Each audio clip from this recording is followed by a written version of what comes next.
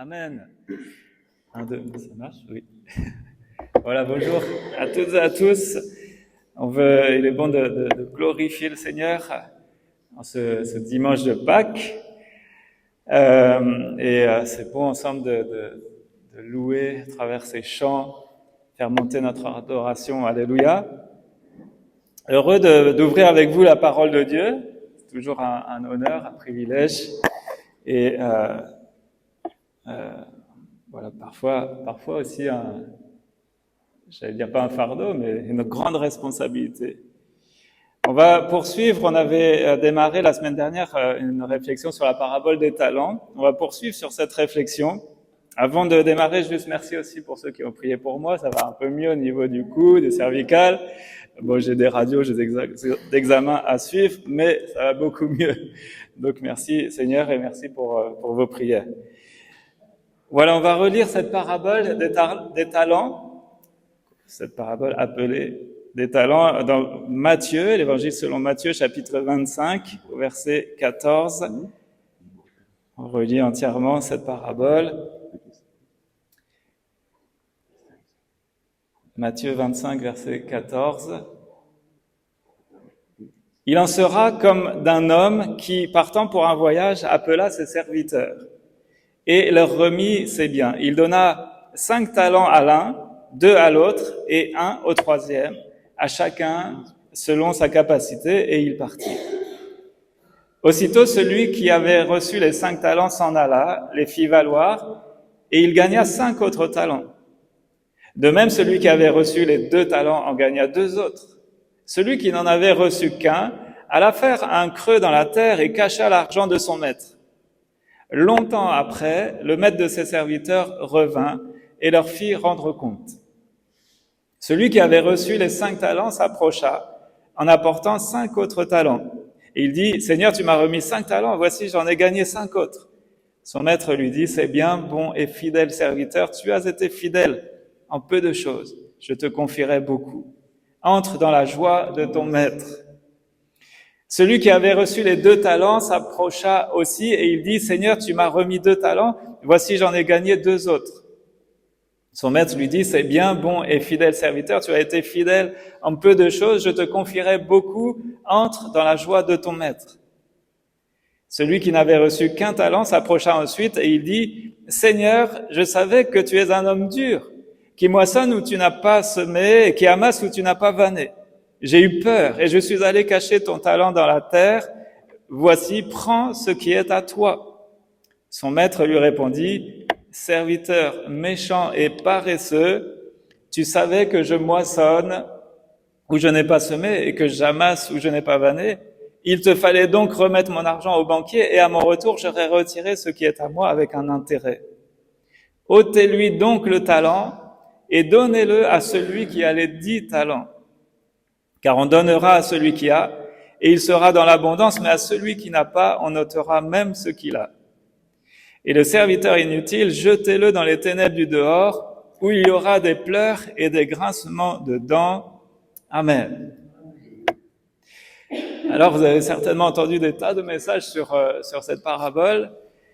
Il y a des choses quand même qui nous interpellent. On comprend assez bien le début. Peut-être que la fin nous choque un peu plus par rapport à cette sanction. On va essayer de réfléchir à ces choses. La dernière fois, on a évoqué 2 choses en introduction. Première chose, Dieu donne à chacun selon sa capacité. Donc littéralement, vraiment selon sa force à porter, parce que je rappelle que un talent, c'est un poids, c'est selon les estimations, c'est une trentaine de kilos, voire peut-être plus, mais au moins une trentaine de kilos. Donc le nombre de talents qu'on reçoit est directement lié à la capacité de porter physiquement.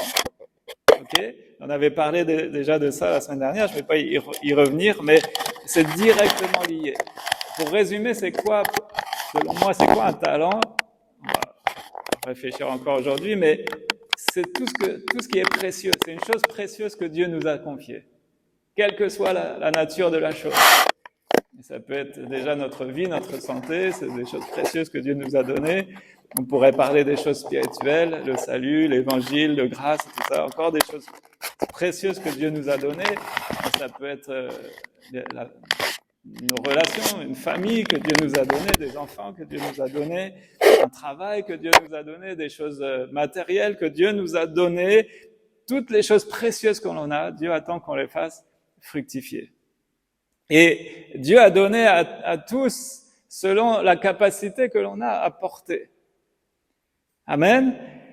Donc, c'est là qu'on ne doit pas jalouser celui qui a reçu plus. Dernièrement, on est en train de regarder la série The Chosen. On est dans la saison 4 pour ce qui nous concerne.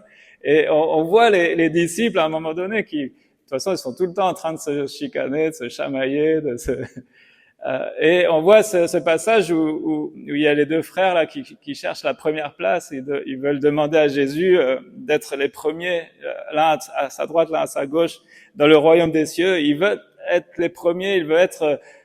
voilà, il y a des jalousies au sein des disciples.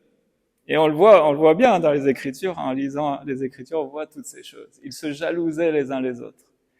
Ils voulaient avoir les premières places, ils voulaient être les premiers, les plus reconnus, voilà. Et le Seigneur leur explique qu'il ne faut pas qu'il en soit ainsi au milieu d'eux. Mais le plus grand, c'est celui qui est le serviteur. Et concernant les talents que l'on a reçus du Seigneur, à chacun, Dieu donne selon sa capacité, selon sa force. Et on ne doit pas jalouser l'autre qui a reçu plus.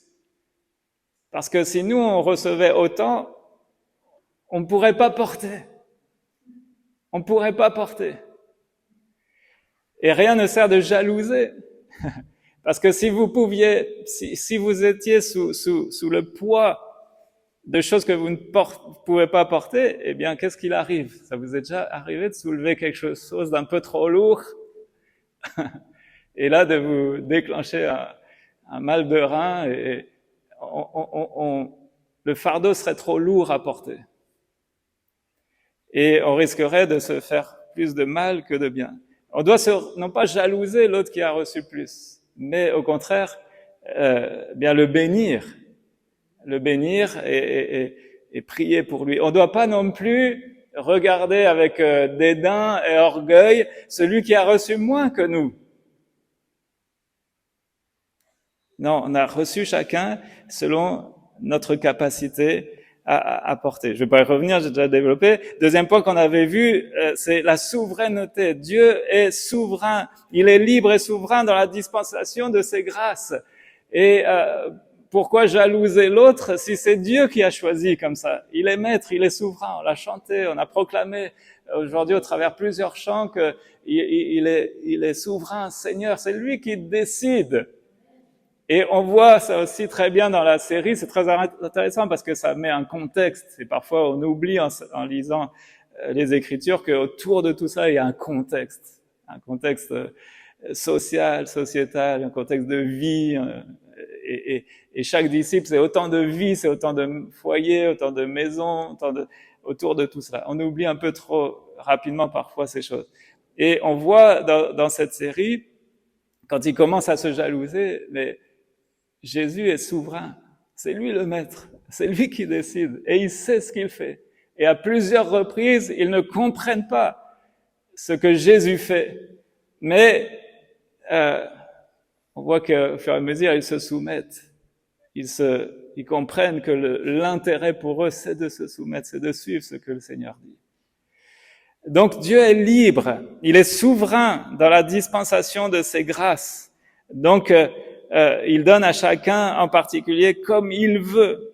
Et à chacun, il nous est donné selon le don non pas selon nos capacités, nos mérites, mais selon un don de la grâce de Dieu. Aujourd'hui, on va regarder ensemble 2 points. La grâce de Dieu dans la nature des talents qu'il accorde et la grâce de Dieu dans la confiance qu'il accorde.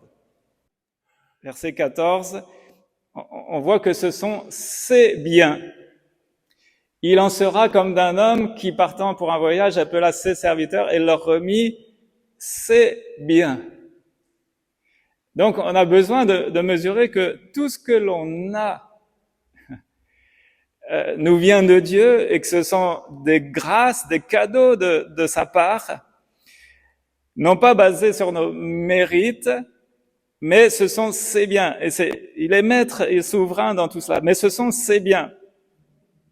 On voit que dans les Écritures, on voit que dans nos vies spirituelles, il agit selon son esprit, il s'agit de sa connaissance, de sa puissance à lui. Et au travers des dons spirituels, il distribue à chacun selon ce qu'il veut. Mais ce sont ses biens. Ce sont ses biens à lui. Tout appartient à Dieu, en fait. Et nous, on n'est que les gérants, les gestionnaires de ce qu'il nous donne, les gestionnaires des grâces qu'il nous donne. Mais en fait, dans la parabole, en tout cas, dans cette parabole dite des talents, tout appartient au maître. Il ne leur donne rien, en réalité. Il se contente de leur confier pour un temps ce qui lui appartient en propre et qu'il reprendra à son retour. Et c'est vrai que parfois, on a peut-être trop vite pensé, on vit comme si tout nous appartenait à nous et qu'on a le droit d'en faire ce qu'on veut comme bon nous semble, mais c'est pas la réalité des choses. Tout ce que l'on a, et même nos capacités, nos talents, nous viennent de Dieu. Et pour tout ce qu'il nous donne, il nous demandera des comptes. Alors, c'est vrai qu'on peut apprécier la conduite zélée, intelligente des deux premiers serviteurs. Mais je sais pas ce que vous pensez réellement de la conduite du troisième. Je sais pas vous comment vous réagissez à la lecture, mais je pense qu'on peut être choqué et frustré de découvrir la dureté du châtiment qui tombe sur le troisième serviteur. Parce que après tout, est-ce qu'il a gaspillé les biens du Seigneur? Non. Il n'a pas fait comme le fils prodigue, vous savez, qui a réclamé l'héritage et qui allait tout dilapider, en plus avec des prostituées, enfin bref, il a tout dilapidé. Il a tout gaspillé, lui. Mais le troisième serviteur de la parabole ici, qu'est-ce qu'il a gaspillé? Rien, en réalité. Il a rien gaspillé. Il a rien volé à son maître non plus. Il a rendu ce qu'il a reçu intact. On pourrait se dire c'est quand même pas mal, c'est déjà pas mal de rien avoir gaspillé. Et pourtant, il y a un jugement terrible, sévère sur ce troisième-là. Il est banni de la présence du Seigneur. Alors la question c'est, qu'a-t-il fait de mal? Qu'a-t-il fait de mal? En fait, ce qu'il a fait de mal, ce qu'il a fait de travers, c'est qu'il n'a pas placé les intérêts de son maître au-dessus des siens. Vous voyez, dans toute cette parabole, il est question d'intérêt. En fait, le maître, il attend de revenir et de, certes, retrouver ses biens, mais avec un intérêt. Donc, et nous, quel est notre intérêt? Où plaçons-nous nos intérêts? Il y a un double sens, hein. Il y a le sens financier, où on veut des intérêts, mais il y a aussi l'intérêt, ce qui nous intéresse. Où est notre intérêt à nous? Et là où le bas blesse pour cet homme, c'est qu'il n'a pas placé les intérêts de son maître au-dessus des siens. Et on a besoin de réaliser aussi que dans la culture de l'époque, il s'agit d'un serviteur. Et donc le serviteur, c'était quoi? C'était vraiment un esclave. Un esclave qui avait été racheté pour servir son maître. Ok? Est-ce que nous, on n'a pas été aussi rachetés? Est-ce qu'on ne fait pas partie de son peuple racheté? Si on a été racheté, c'est pourquoi?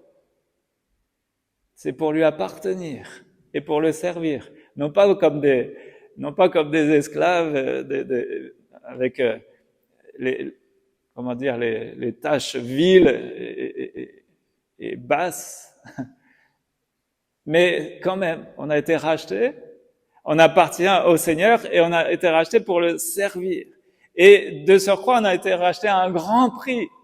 On l'a célébré encore en prenant le pain et le vin à un grand prix, au prix du sang de Jésus, au prix de la vie même du Seigneur. Il a payé de sa propre vie pour nous acquérir, pour nous avoir. Et si quelqu'un n'a pas encore réalisé cela, eh bien réalise le prix, et ce prix c'est le prix de son amour pour toi.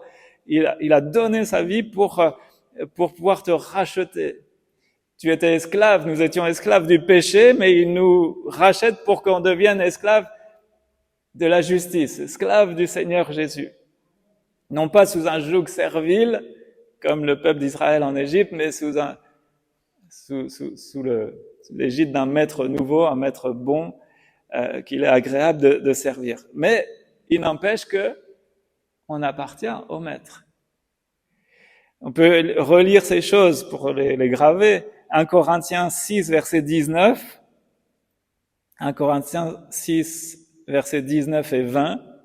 Ne savez-vous pas que votre corps est le temple du Saint-Esprit qui est en vous? Alléluia, ça on se réjouit, mais il n'y a pas que ça. Et que vous avez reçu de Dieu et que vous ne vous appartenez point à vous-même. Car vous avez été rachetés à un grand prix. Glorifiez donc Dieu dans votre corps et dans votre esprit qui appartiennent à Dieu.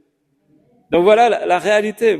On appartient donc à Dieu. On a été racheté à un grand prix pour appartenir à Dieu. Et voyez, c'est un rappel. Ne savez-vous pas que vous ne vous appartenez point à vous-même? On a peut-être besoin de se le rappeler ce matin. On est heureux de célébrer la Pâque, on est heureux de célébrer la résurrection du Seigneur, mais on veut se souvenir que s'il a accompli ce geste-là, de se livrer, de se donner, de s'offrir un sacrifice, c'est pour payer le prix de notre rachat. Et si nous, on a répondu favorablement par la foi à cet appel à le suivre, à le servir, à lui obéir, c'est parce que nous ne nous appartenons plus à nous-mêmes. On lui a donné notre cœur, on lui a donné notre vie. On appartient donc à Dieu. Et donc, il est ce maître qui attend de ses serviteurs qu'ils fassent ce qu'il leur dira. Et donc, dans le contexte de cette parabole, les biens qu'il nous a donnés ne nous appartiennent pas. Ce sont les biens du Seigneur, les bénédictions du Seigneur, les talents du Seigneur. Et il attend qu'on les fasse valoir, qu'on les fasse fructifier, qu'on y mette un intérêt, qu'on produise un intérêt de tout cela. Alléluia. Et donc le péché de ce troisième homme, c'est ça, il n'a pas placé les intérêts de son maître au-dessus des siens. Alors, croyez-moi, je vous dis ça, je vous dis certainement pas ça en donneur de leçons. Combien de fois nous avons placé nos intérêts au-dessus des intérêts du Seigneur? Tant de fois en réalité. Donc, on appartient au Seigneur et il attend de nous qu'on fasse fructifier, qu'on fasse valoir, qu'il y ait des intérêts portés par tout ce que l'on fait pour lui. Le mot talent, je le répète, on a déjà partagé, mais souvent nous dans notre langue, on pense à des talents, à des dons, à des capacités, un talent artistique, un talent dans tel domaine, mais littéralement il s'agit quoi? Une mesure de poids. Un talent, c'est une mesure de poids. 5 talents, 3 talents à l'autre, c'est un poids. 5 fois entre 30 et 40 kilos. 5 fois. Donc ça fait quelque chose de lourd à porter. 3 fois, ou même une fois. Je ne sais pas si vous portez facilement 35 kilos. Mais non seulement c'était un poids, mais c'était un poids en quoi? Un poids en matériaux précieux, en or ou en argent. Si je vous donne 35 kilos d'or, là, vous diriez quoi? Ce serait un beau cadeau pour la Pâque, hein? Et en fait, c'est pas seulement un poids, mais c'est un trésor. C'est un véritable trésor qu'ils reçoivent. Alléluia. Et donc, ce trésor, eh bien, comme tout trésor, on doit en prendre soin, enfin, si vous aviez un trésor, vous en prendriez soin, je pense, et vous essayeriez de jouir de ce trésor et de le faire valoir. Que dit Paul au sujet du trésor qu'on a reçu? Dans 2 Corinthiens chapitre 4, au verset 7, on peut le lire ensemble, 2 Corinthiens 4, verset 7. Mais ce trésor, nous le portons dans des vases faits d'argile que nous sommes. Nous portons ce trésor dans des vases de terre. Et c'est nous, en fait, les vases de terre, les vases d'argile que nous sommes. Pour que ce soit la puissance extraordinaire de Dieu qui se manifeste. Pour que cette grande puissance soit attribuée à Dieu et non notre propre capacité. Donc, on n'a pas tous reçu la même connaissance, la même capacité, mais quelles que soient les choses, il attend qu'on fasse fructifier. Et donc, ce trésor ici dont il est question, le plus grand, le plus merveilleux des trésors qu'on a reçus, c'est quoi? C'est l'évangile. C'est la grâce que l'on a reçue, c'est la vie éternelle qu'on a reçue.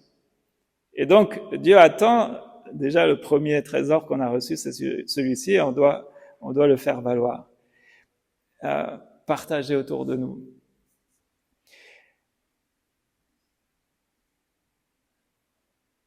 Et donc ce dépôt-là, ce que Dieu a déposé dans nos cœurs par le Saint-Esprit, on l'a lu tout à l'heure, on est le temple du Saint-Esprit, alléluia, mais nous appartenons pas à nous-mêmes. On a reçu un trésor, alléluia, mais ce trésor, on l'a reçu dans des vases faibles que nous sommes, les vases d'argile. Et donc notre responsabilité, néanmoins, c'est de faire fructifier ce dépôt, ce qu'il a déposé en nous. Alléluia. Et de cette manière, on va plaire à notre Maître. Si nous gardons ce trésor caché au fond de nous, si on garde ce trésor secret et caché, eh bien, on sera au final réduit à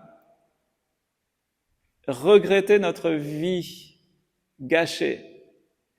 Et vous savez que la Bible parle qu'il y aura des pleurs et des grincements de dents pour ceux qui seront comme ce troisième serviteur et à qui le Seigneur dira, mais rejetez-le loin de ma présence. Il y aura des regrets éternels. Et je pense que le Seigneur, il nous donne ce message à chacun de nous ce matin, c'est pour qu'il n'y ait pas de regrets dans nos vies, qu'on ne gâche pas le trésor qu'il nous a donné, qu'on fasse fructifier les choses précieuses qu'il nous a accordées dans sa grâce. Donc, la grâce de Dieu, c'est une grâce de Dieu qu'il nous a accordée. Ce sont ses biens que nous voulons faire valoir. Alléluia. Donc, nos talents naturels, nos capacités devraient donc servir à faire fructifier ce trésor. Tout ce que l'on a devrait être au service du Seigneur, on pourrait dire au service de l'Évangile. Comment est-ce que je peux me servir de mes capacités pour transmettre l'Évangile? Comment est-ce que je peux me servir de mon argent pour transmettre l'Évangile? Comment je peux me servir de mon talent de bricoleur ou de mécanicien pour transmettre l'Évangile? Vous comprenez? Le trésor en lui-même, le trésor par excellence, c'est l'Évangile, c'est la grâce, le salut qu'on a reçu. Et toutes les autres capacités, les autres talents, toutes les choses précieuses qu'on a reçues, le but, c'est de faire valoir, de mettre en valeur cet évangile-là. Comment est-ce que Dieu me donne une épouse. Comment est-ce que je peux, avec mon épouse, mettre en valeur l'évangile? Comment je peux mettre l'évangile en valeur avec mes enfants, avec les petits-enfants? D'accord? Je vous pose des questions pour vous faire réfléchir. Dieu me donne un travail.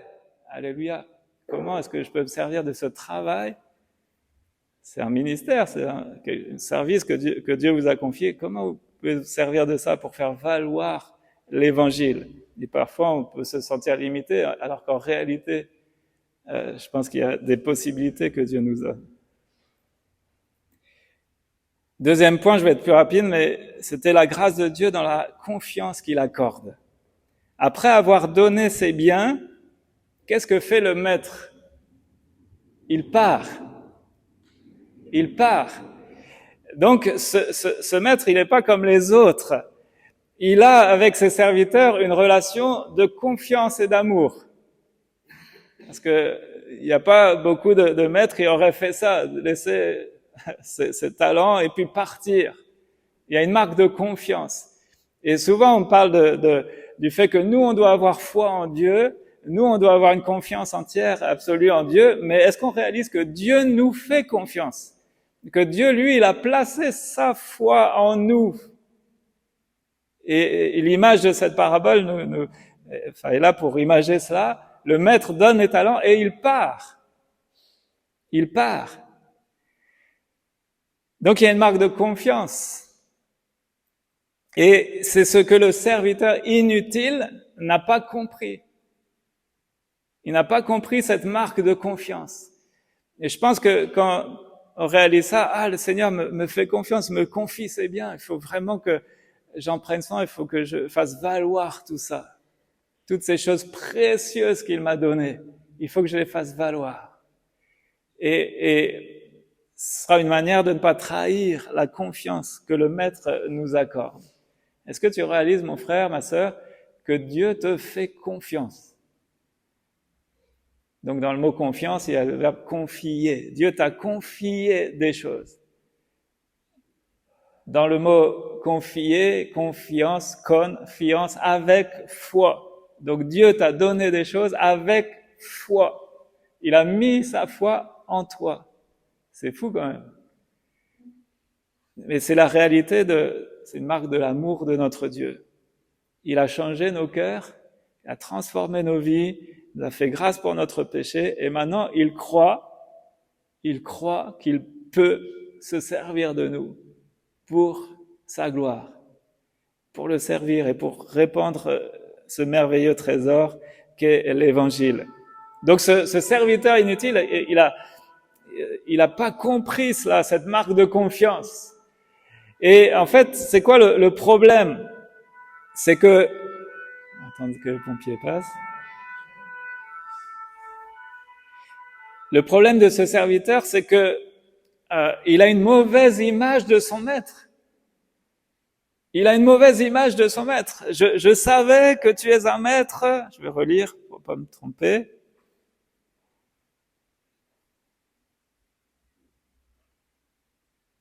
Je savais que tu es un homme dur, qui moissonne où tu n'as pas semé, qui amasse où tu n'as pas vanné. Donc, voilà l'image que ce serviteur a de son maître. Il pense que son maître est dur. Et parce qu'il pense que son maître est dur, il craint quoi? Il craint un châtiment, il craint une punition en fait. Il dit, oh là là, à son retour, si je fais les choses mal, ça va mal se passer pour moi parce que mon maître est un maître dur. Et vous savez, la crainte suppose un châtiment. Mais l'amour parfait de Dieu bannit la crainte. Les autres serviteurs ne se sont pas dit ça. Ils se sont dit, waouh, quel honneur, quel privilège, quelle confiance le Seigneur me fait. Et donc, ce qu'il m'a donné, je vais le faire travailler pour sa gloire. Et à son retour, le Seigneur sera honoré du travail que j'ai pu faire avec ce qu'il m'a donné. Vous voyez la différence de regard que l'on a. Je ne sais pas quel regard vous avez sur le Seigneur, mais parfois, on peut penser que c'est un maître dur. Parfois, on a des images, parfois on a des conceptions héritées d'un enseignement religieux, héritées de conceptions culturelles. Et on peut avoir une image d'un Dieu dur. Et si on a cette image-là, ça va tronquer la manière dont on va gérer les choses qu'il nous confie.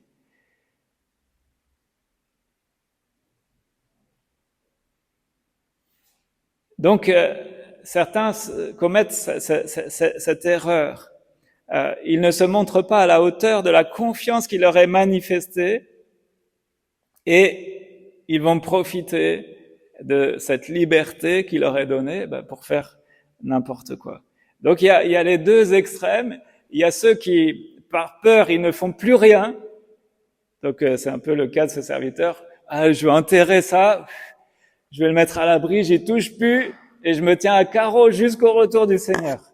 Comme ça, je serai tranquille, j'aurais pas bougé un petit doigt, il aura rien à me dire, le Seigneur. Et parfois, on marche comme ça, à cause de conceptions erronées que l'on a du Seigneur, peut-être des peurs. Certains sont figés. Parfois, c'est la religion qui impose ça. Le légalisme qui impose ça. Il faut pas bouger le petit doigt, il faut rien faire pour le Seigneur. Il faut pas avoir faut pas être orgueilleux, faut pas être faut pas avoir d'ambition, c'est ça. Faut pas avoir trop d'ambition, il faut rester humble et tout ça. Et donc on ne fait rien. On fait plus rien pour le Seigneur. Je me contente de venir aux réunions de l'église et ça suffira. Non, le Seigneur, il veut plus que ça, il nous confie plus que ça, il veut nous faire confiance. Et il y en a d'autres, ils tombent dans le versant inverse, c'est que sous prétexte de la liberté qu'il leur est accordée, eux, ils font tout et n'importe quoi. À l'image un peu du fils prodigue qui, lui, va tout dilapider. Donc, eux, ils ne font pas fructifier, mais ils vont tout dilapider.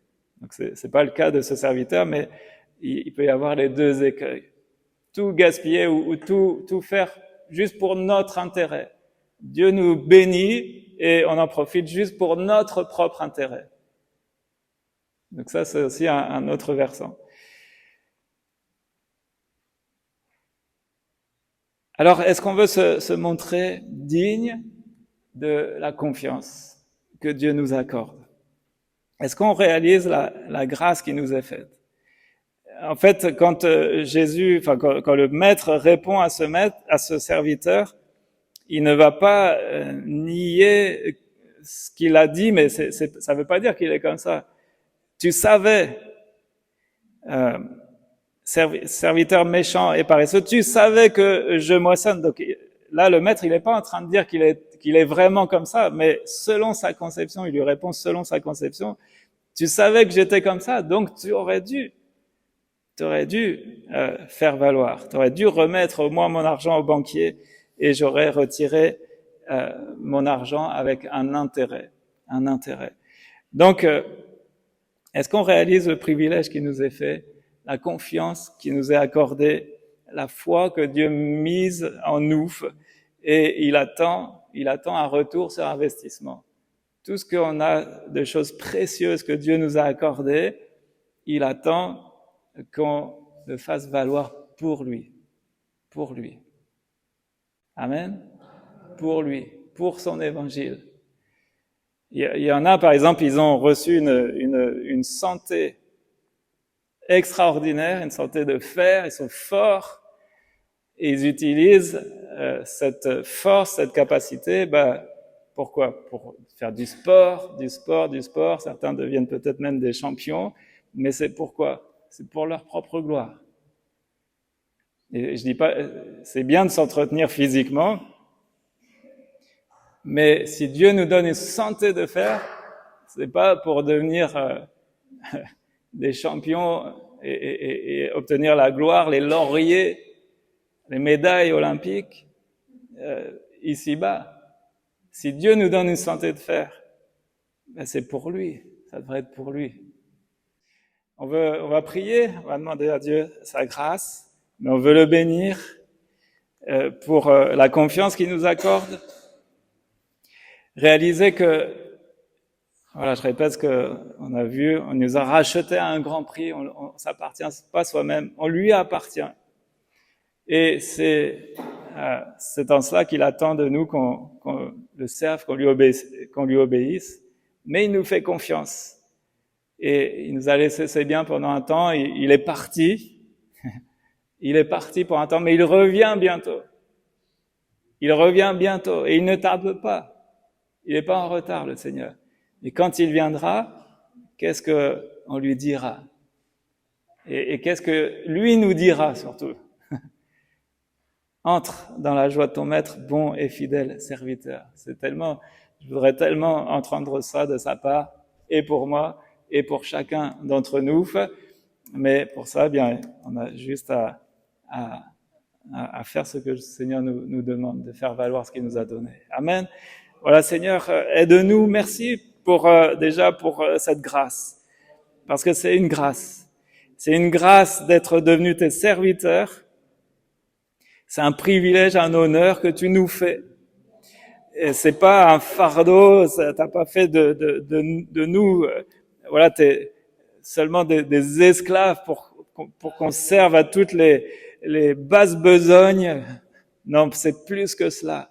Tu nous fais l'honneur d'être comme des chevaliers du roi des rois, des administrateurs des trésors divins. Et tu nous as donné des rôles et des capacités extraordinaires, une marque de confiance extraordinaire. Et Seigneur, merci pour la foi que tu as mis en chacun de nous.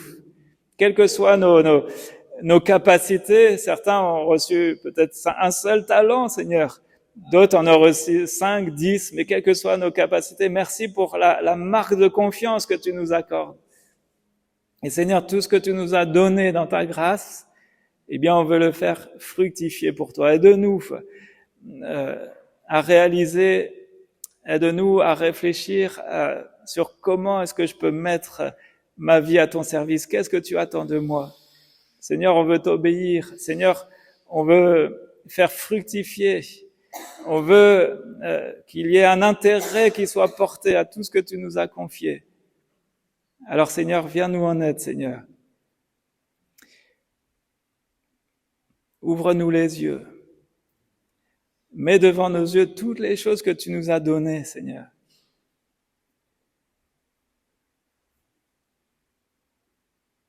Mets devant nos yeux toutes les choses que tu nous as données, comme dans les relations humaines, nos capacités, nos talents, nos savoir-faire, les moyens que tu nous donnes, l'argent que tu nous donnes, mais aussi les capacités spirituelles, les dons spirituels que tu nous donnes, Seigneur. Et Seigneur, face à toutes ces choses, eh bien, on veut te prier ce matin. Montre-moi comment je peux faire fructifier. Comment toutes ces choses que tu me donnes peuvent servir à ta gloire. Comment toutes ces choses que tu m'as données, Seigneur, dans ta grâce, peuvent servir l'évangile, peuvent servir à diffuser, à répandre l'évangile autour de moi. Seigneur, fais-nous grâce. On veut être ces serviteurs qui vont vraiment porter du fruit. Et on veut vraiment être ces serviteurs dont tu seras fier à ton retour. Alors viens nous en aide. Aide-nous à pas regarder aux autres, à se comparer et à jalouser. Non, bien, aide-nous à regarder avant tout à nous-mêmes, à ce que tu nous confies à nous et à faire notre travail, à faire ce que tu attends simplement, Seigneur, mais avec joie, avec fierté, Seigneur. Merci, Seigneur, pour le trésor inestimable que tu nous as confié. Et Seigneur, alors qu'on va fêter, en fait, dans ces temps de Pâques, ta résurrection, ta glorieuse victoire, eh bien, on veut être digne du roi des rois, on veut être digne du Seigneur des seigneurs. Et te dire, voilà, Seigneur, dans les jours qui viennent, dans les mois qui viennent, dans les années qui viennent, aide-moi à porter du fruit. Aide-nous avec l'Église locale, eh bien, à faire fructifier tout ce que tu nous donnes, Seigneur. Et qu'il y ait des choses qui se multiplient. On veut voir des âmes nouvelles, on veut voir du fruit porté autour de nous. Et pour ça, on a besoin de toi, de toute ton aide, toute ton assistance donnée par le Saint-Esprit. On l'a lu, c'est ce que tu nous as donné, ce précieux trésor qu'on porte dans des vases de terre, mais c'est ta présence, c'est ton Saint-Esprit. Et toute cette vie de l'Esprit, on veut aussi la faire valoir, Seigneur. Quand on rencontre des malades, on veut prier pour eux avec foi en leur imposant les mains. Quand Il y a des combats spirituels par la puissance du Saint-Esprit. On veut mener ces combats, Seigneur. Quand il y a des paroles de connaissance qui nous sont données, Seigneur, on veut pas agir avec timidité, Seigneur, mais avec foi et donner une parole de vie à celui qui en a besoin, Seigneur. Alors sers-toi de nous avec ce trésor que tu nous as mis dans nos cœurs par le Saint-Esprit. Que la puissance du Saint-Esprit soit à l'œuvre en nous, que tu te serves de nous, Seigneur, et qu'on puisse vivre tous ces miracles, ces prodiges qui viennent confirmer ton évangile. Ô Père, au nom de Jésus, à ton nom toute la gloire. Amen. Amen. Amen.